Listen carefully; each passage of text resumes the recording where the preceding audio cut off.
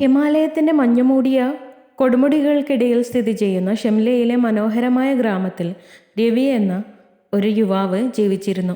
അവൻ്റെ ജീവിതം ലളിതമായിരുന്നു. എന്നിട്ടും അവൻ്റെ ഹൃദയത്തിൽ ഒരു ജിജ്ഞാസ ഉണ്ടായിരുന്നു. അത് ലോകത്തിലെ ഏറ്റവും മൂല്യവത്തായ നിധികൾ കണ്ടെത്തുന്നതിന് അവനെ നയിക്കാനായിരുന്നു.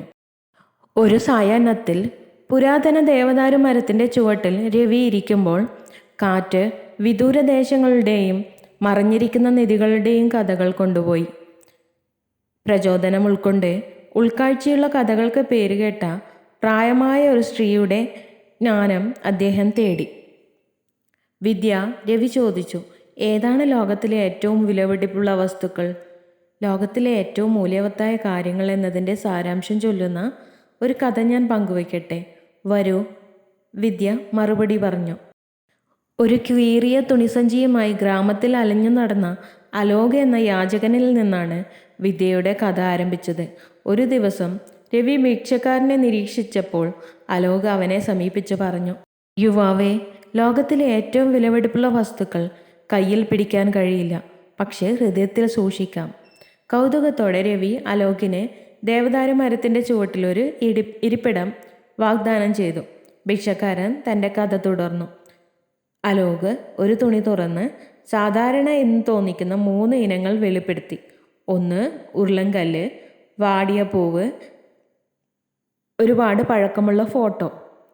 അലോക് വിശദീകരിച്ചു, ഇവ ലോകത്തിലെ ഏറ്റവും മൂല്യവത്തായ വസ്തുക്കളാണ്.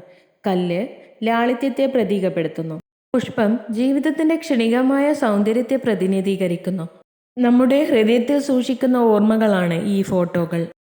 രവി അലോകിൻ്റെ ജ്ഞാനം ഉൾക്കൊണ്ടപ്പോൾ ഈ നിധികളുടെ പിന്നിലെ ആഴമേറിയ അർത്ഥങ്ങൾ മനസ്സിലാക്കാനുള്ള ഒരു യാത്ര ആരംഭിച്ചു. അവൻ നദീതീരത്തെ സന്ദർശിച്ചു. അവിടെ വെള്ളത്തിൻ്റെ ഉപരിതലത്തിൽ ഉരുളൻകല്ല് കടന്നുപോയി. ജീവിതത്തിൻ്റെ ലളിതമായ സന്തോഷങ്ങളെ പ്രതിഫലിപ്പിക്കുന്ന അലകൾ അവശേഷിപ്പിച്ചുകൊണ്ട്.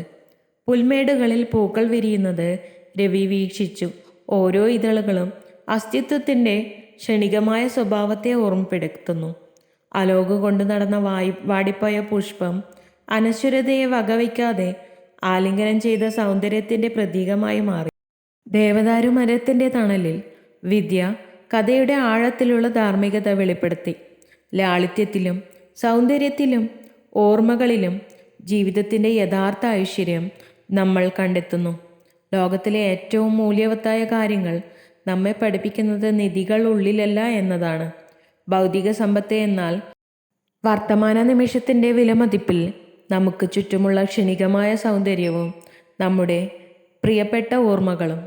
If you love to watch this video, you can like, share and subscribe.